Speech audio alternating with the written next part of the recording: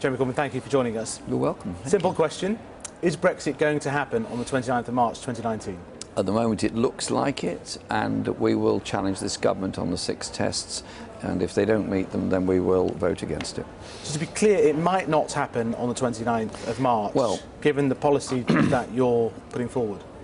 Our policies are to protect jobs and living standards and to ensure that the regulations on workers' rights, consumer rights and environment are met in any agreement that was made with Europe. And therefore we've set these 6 tests down, and in Parliament we will vote accordingly to those 6 tests. But if they don't meet the 6 tests and other hurdles are not met, then we'll vote against it. And Brexit might not happen when it's currently due, under law, in March 2019. We will then vote against it if it doesn't meet our 6 tests. It doesn't sound like Brexit is definitely going to happen. I mean, many viewers, many of your own voters, I mean, just across the water, Birkenhead, majority Leave voters, how do you explain to them, having put in a manifesto that you'll respect the referendum, that it might not happen? That you're starting down a path that means it might not happen? We're starting, we're a long way down a path of saying that that referendum put a challenge to the government to negotiate Article 50. They've completely failed to do that, and we've said that in any agreement with the European Union you have to protect our trade relationship with Europe, you have to protect the Northern Ireland border, you have to protect EU nationals, and you have to protect those vital conditions at work and in our food. So you'll have seen the standing ovation for your shadow Brexit secretary after his speech, and I'll just read out his quote. If the PM's deal fails and she refuses general election, quote, options must include campaigning for a public vote and nobody is ruling out Remain as an option. Do you stand by those words? Look, those are the words of the motion. Those are the words of a motion that is supported by the National Executive and the Shadow Cabinet, and that is what is being voted on in conference. But nobody is ruling out Remain as an option. Do you agree with those words? Keir put that in because it's what's there in the motion. Okay. And so we will challenge this government, and if they don't meet our 6 tests, we'll vote against it, and then we will take it from there. The priority, though, isn't the arcane wording of motions. It's not just arcane, is it, Mr. Corbyn? I mean, nobody ruling out Remain as an option. I mean, let's go back on some of your quotes. It's about jobs and the referendum happened, let's respect the result, democracy happened, it's about jobs and living standards. February 2017, in response to Tony Blair. Referendum happened, let's respect the result, democracy happened, respect the results. And now, nobody's ruling out Remain as an option.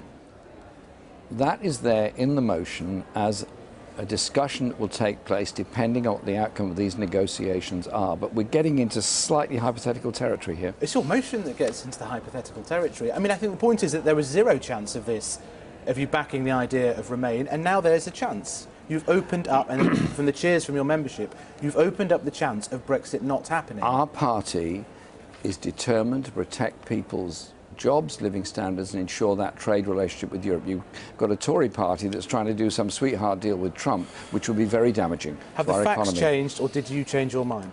Or both?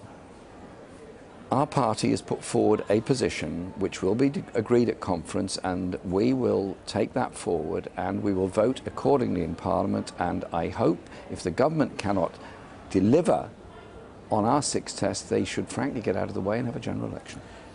So it does sound like you're at a position where some of your illustrious predecessors wanted you to be. When did you discover you're in a Blairite?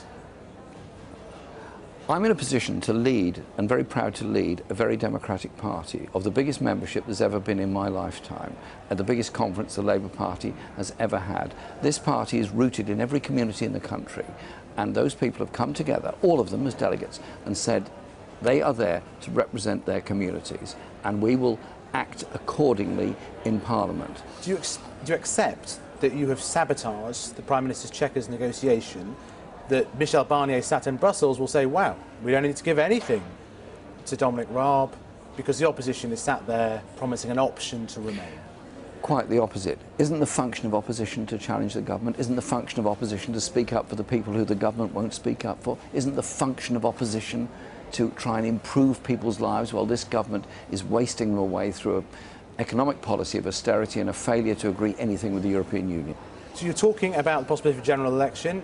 You'll know Sky News has launched a campaign to try and ensure an independent commission to guarantee TV debates between leaders of parties? We've always wanted debates between leaders, not just the party leaders, but also with the spokespersons for different departments, and so that there is an open public debate. And in the last general election, I attended the Cambridge debate. I was there at those debates. The Prime Minister chose not to turn up.